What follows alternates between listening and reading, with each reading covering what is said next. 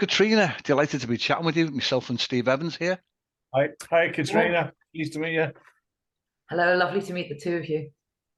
So you're now in sunny Larnaca in Cyprus. What's it like there today? A bit warmer than over in the UK, I hope, or isn't it not? Yeah, it's a little bit warmer, but it was not sunny today. Very overcast. Yeah, but what temperatures have you got? You must be a bit warmer than 6 or 7, are you? Oh yeah, it's about 17 today, 18. Oh, I'm jealous. Oh, yeah, balmy. Sunbathing weather. Yeah, I was over in Malta in November, and it was like 24 degrees there, so that was lovely, after the cold temperatures we were having in the UK. And originally you're from Wales, though, aren't you? So you're used to those cold winters, aren't you, as well? Yes, and the rain. I don't miss the rain. So how long did you live in Wales, and how long have you been in Cyprus then? Well, I lived in Wales most of my life, and I've been in Cyprus for just about 4 years now. 4 years. Yeah, you've got a Welsh dialect there, obviously. Still there. And a smidgen of Scots. Oh. Ah, I knew there was something else. I thought it was a little slightly strange accent, but I got the Welsh bit, but not the Scot bit. Yeah. Where does that come from then? Is that through? Edinburgh. Yeah, is that through family you've got up there, or is just living there for a time, or mixing with them?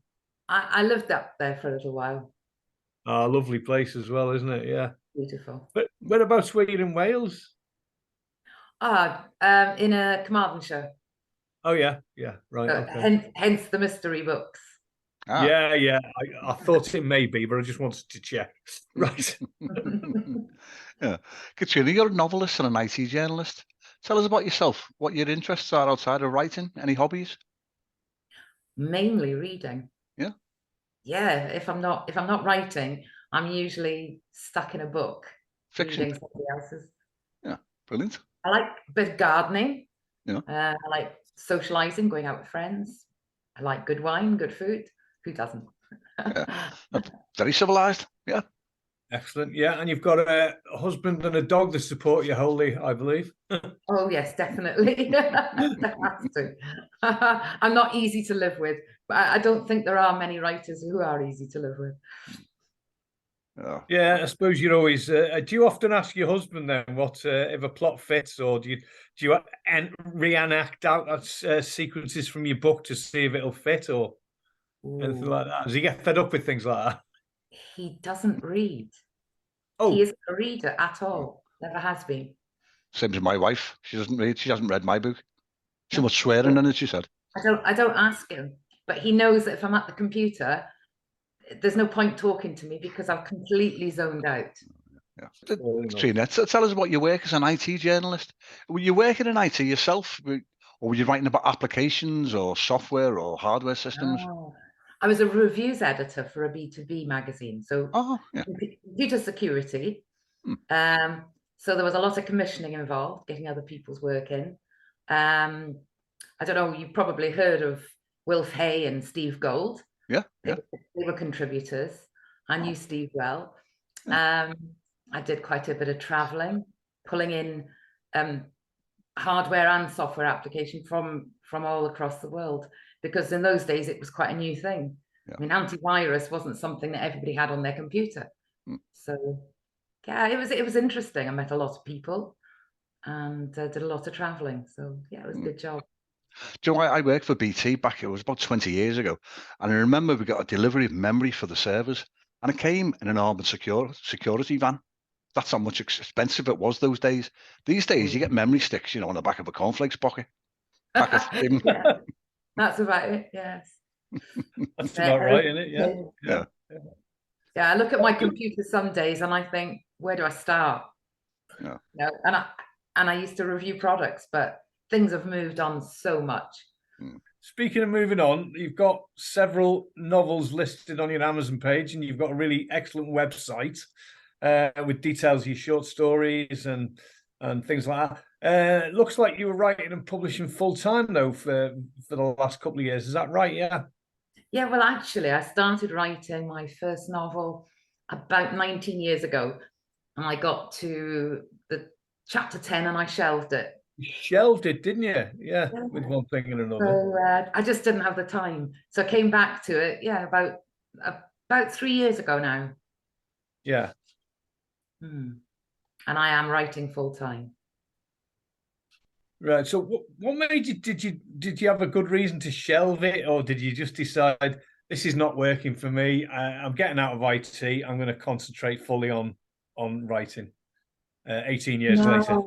No, it was family. Lots of things happened.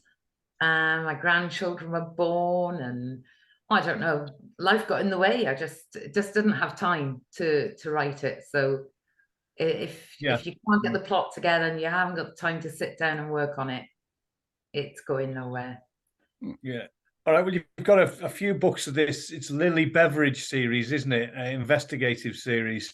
Are you planning to keep going on this and have like 5, 10 books, 15, or is there a shut-off point and a different direction? There are 3 planned at the moment. The first is already out there, and then there were 2, and that tells the story really of how Lilly Beveridge comes about and how she becomes an investigator, a woman sleuth.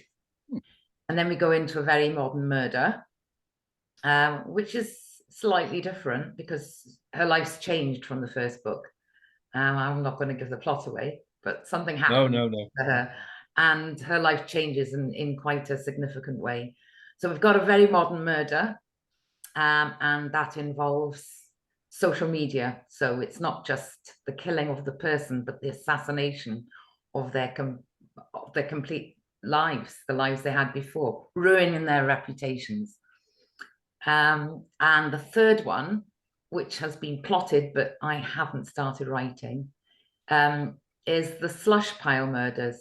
So agents and writers out there who are querying, beware. Okay. Is there a touch of Agatha Christie about it? I know with the title, then there were 2. Is there an element of... No, I don't think so. No? They're very British in the way I've written them, but they're not absolutely going straight down the line of the murder type of murder mystery that Agatha wrote. Yeah. Okay. There's the Amazon page. There's got a lot of material on there. Tell us about the 13th Room. Is this another murder mystery? Is it a ghost story? No. 13th. The 13th room. It's a secret room in a house. But what actually happens is we've got this young woman. She's not long married. Very bored. Her and her husband are having problems because money's tight. They're both full-time workers, bringing in good salary. But as everybody knows, times are tough, and we've just come through a pandemic. So she's bought this ticket for a prize draw, and one morning she gets a phone call and she's won. And it's a multi-million-pound house. Now, most people would be elated, but she's got the world on her shoulders. So her husband says to her, come on, let's just go and have a look, see what it is that we've won. And he persuades her to move in, and things go downhill rapidly from there. I've started reading this. There was a comment on there. I think they're wondering how much the council tax is going to be for this mansion, whether they can afford that. That's right. She's got the world on her shoulders. Everything comes down to how are they going to cope? Not having enough, then having too much. And she's just a bit of a warrior. She comes through all of that. It's a case of the past meeting the present. Oh, that's like a great concept. Okay. There's a curse. I'll tell you, there's a curse on the family who owned the house. And there's a little bit of a twist in there somewhere along the way. Okay. You've also got another one called, have I got this right? The God Doc File. Now, intriguing and ominous tagline. There are 24 words between vicar and vigilante, and victim comes somewhere in between. Now, that sounds quite macabre almost. I don't know. Well, tell us a little bit about that. Well, when I started writing it, Jeremy was just this mild-mannered vicar. But of course, sometimes when you start writing, characters take over. And Jeremy took over. And he's a bit of a character. He's got a lovely yellow streak down his back. He's a bit of a coward.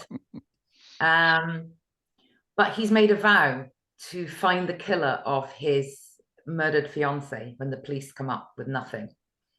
And he finds himself in a situation where he's moving jobs, and he finds that he's got, I wouldn't call it a superpower, but he finds out that he's got this knack of seeing auras. So he can tell whether somebody is good or bad or somewhere in between. Oh. He can't rely on it totally, though, because it's not perfect. But Jeremy has a lot of soul searching to do, because his faith gets in the way of what he wants to do, what he needs to do to move on.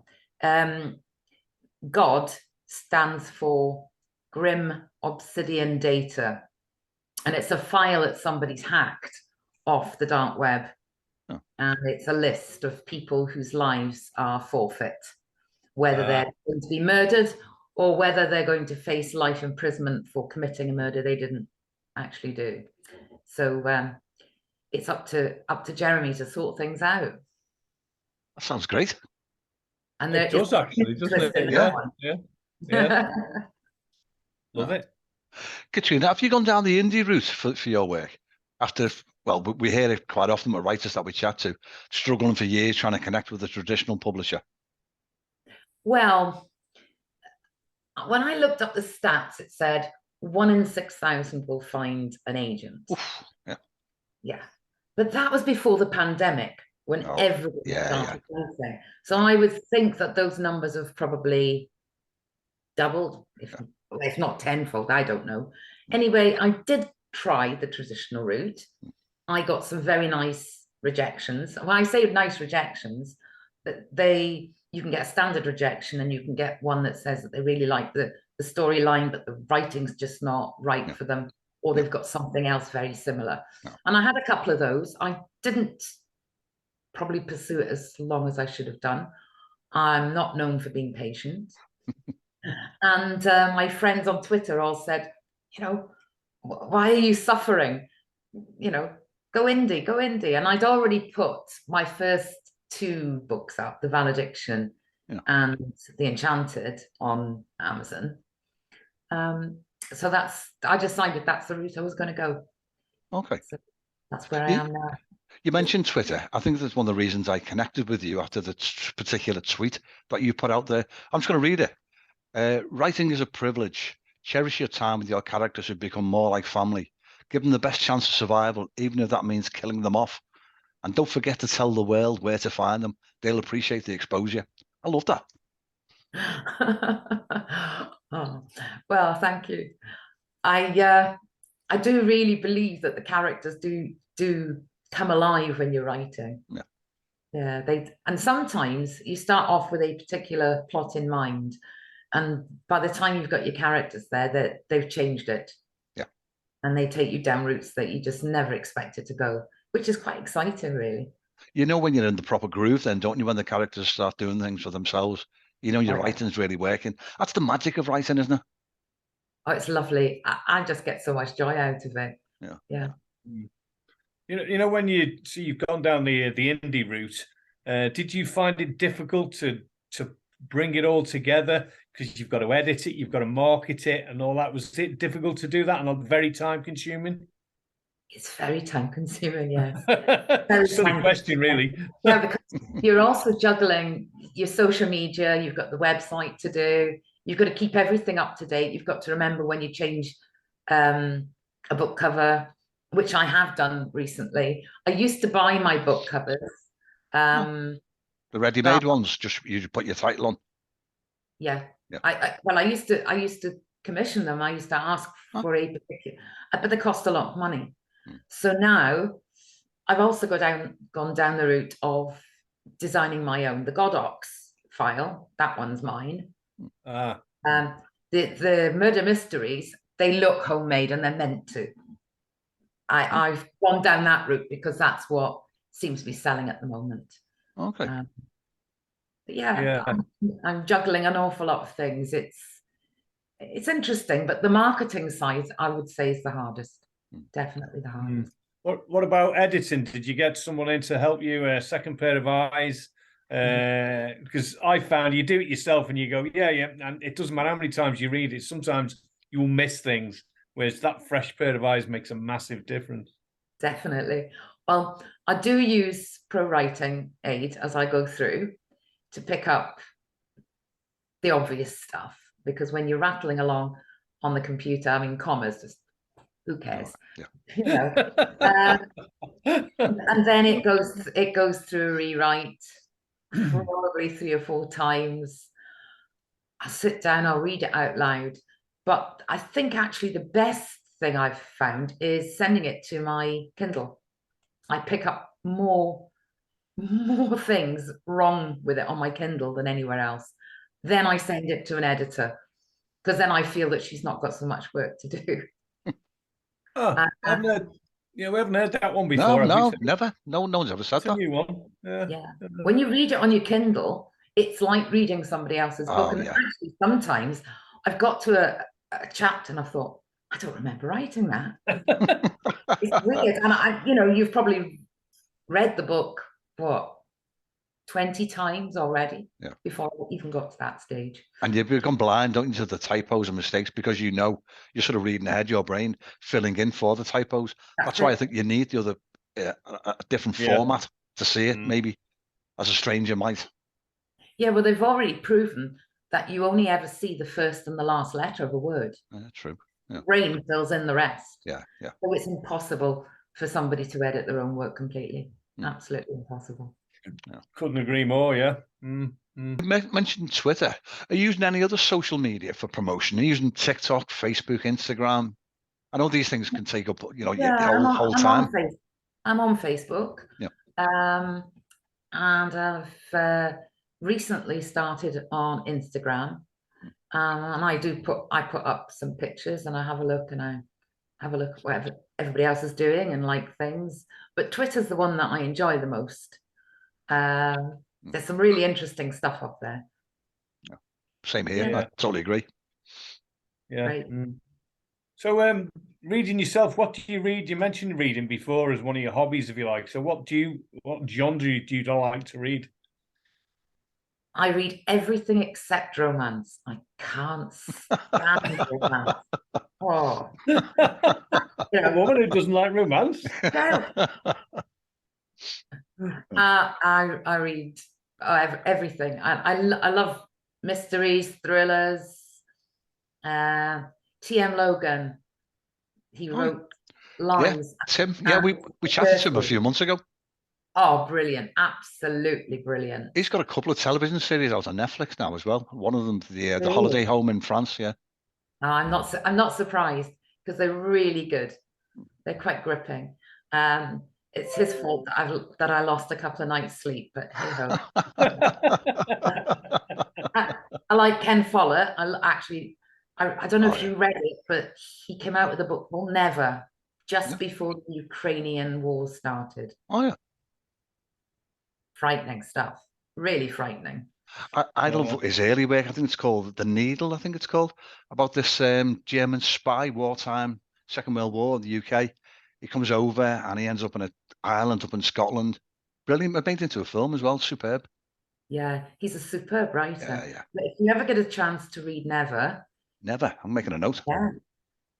Terry will be on it. Yep. I like that. Yeah. I like James. So, I read everything basically except romance. Okay, fair enough. How do you find the time? Do you have to find time for your writing and then compartmentalize it and find time to read as well, or do you just mix it all up? How's it work out for you? I have got my set routine. I sit down every day to write, and I set aside time for my social media, and I set aside some time if I need to do anything on the marketing side. That's not done every day. That tends to be every other day, checking my ads, whatever needs to be done. But every day I write, minimum 4 hours, and sometimes a lot longer. Yeah. That was another question. I was going to say, how many hours a day do you do? But you've just mentioned that. So what do you do? What format do you use? Do you write it straight onto a keyboard, or do you write notes down and put post-it notes everywhere? Or have you got a pen and notebook? You're going to show me something now, aren't you? This is full of plot ideas, but this is what I start with. This is what I start. Yeah. I write in notes on my computer. Sorry, I write in notes on my phone and I send them to my computer. And I usually start off, I'll write the first chapter in notes on my phone. And the next day, I'll open it on my computer. And if I like it, I'll run with it. And if I don't, I just get rid of it, delete it. Do you keep like a Bible, like for the Lilly Beveridge series? Have you created like a Bible, for the characters' names, locations, places, color of eyes, color of hair? Yeah, in case you forget. That's all in my big blue book. Okay. That's your Bible. Yeah, that's my Bible. Yeah, we had one author a while ago where she created this character and killed him off quite early in the book. But when she came to chapter 27, like 3/4 of the way through, she brought him back to life and hadn't realized, and she was talking about it. And it took her a little while. Well, an editor found that bit because she hadn't found it herself. So, things happen. Things happen. Yeah. Oh, dear. What are you working on at the moment, Katrina? What are you actually writing now? Is it another novel, another Lilly book? Right. Well, I've started on a book with D.I. Max Barton, and he's an excellent detective in his 40s who's looking at trying to hang on by his fingernails because he looks like he's got a drink problem, but he doesn't have. What he has is a serial killer and a chief who wants him gone. It's set in the 1980s. So he does have something wrong with him, but he's adamant he won't go to the doctors because if the chief finds out there's anything wrong with him, she's just going to get rid of him. She's looking for a reason. So it's pre-DNA profiling. Pre-mobile phone. Pre-internet. Actually, the first mobile phone actually does come into it. Oh, okay. There's a little bit of a brick in his inside pocket going on there. Remember them. Brick in his inside pocket. Late 80s, early 90s, those big bricks in cases just coming out. Because the other thing about the mobile phone was it made a fantastic weapon. You could poke anybody's eye out with that. Is this a standalone, or are you planning on a series with this detective? Well, it started off as a standalone, but I realised because he isn't a well man that I'm going to have to ditch him at some point. So there is somebody else in the wings that's going to take over from him. But so it probably will end up being a series. Yeah. Okay. How would you advise someone who was writing a book for the first time, would-be writers? So how would you suggest they go about it? Right. Good one. Probably just the same way as I did. You get an idea, scribble it down, and then just sit in front of the computer and see where it takes you.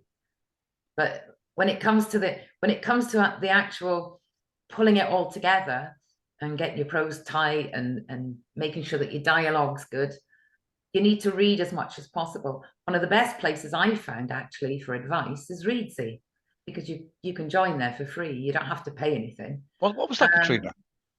Sorry? What was that? Read Easy? Readsy.com. Oh, I've never heard of it. You, Steve? Not Readsy. I heard something similar, and I thought that's what it was, but it's not. Readsy, as in READ. I think it's REED actually. Or EED. I think Read. SY, is it? Readsy that way, or? Yeah. Readsy.com. I signed up. I found them on a search I was doing, and I asked for the newsletter, and I find some of the advice through them is absolutely super. And you can find editors through them, designers. If you want somebody to do an audio book for you, they've got loads of advice there. You can actually join up Excellent. for free. Yeah. Yeah, That's But, worth having a look at, Terry. definitely. Yeah, I've never heard of it. Thanks for that. Yeah. but as far as any other advice for somebody who wants to write a book, just do it, but enjoy it. Never get stressed by it. If it becomes stressful, not worth doing. Yeah. Just while we're still on that, do you have a couple of days off a week, like, weekend, or do you write every single day? I try to have a couple of days off because because sometimes when you live in a fantasy world, I think mental health is very important. You have to remember what's real out there. So I do. I like to make sure that I see my friends and I do a bit of socializing. We get out and about, and we live very close to the sea. We get down to the beach, and so yes, it's very important to have some time off. Okay. Sounds great. Yeah. But Katrina, it's been an absolute delight chatting with you. It's flown by the time as it does when we're having a good chat. But let's keep in touch as we have been doing on Twitter. Yeah, lovely. Thank you. Brilliant. All right. Well, thanks for your time. Thank you. Yeah, brilliant. Cheers.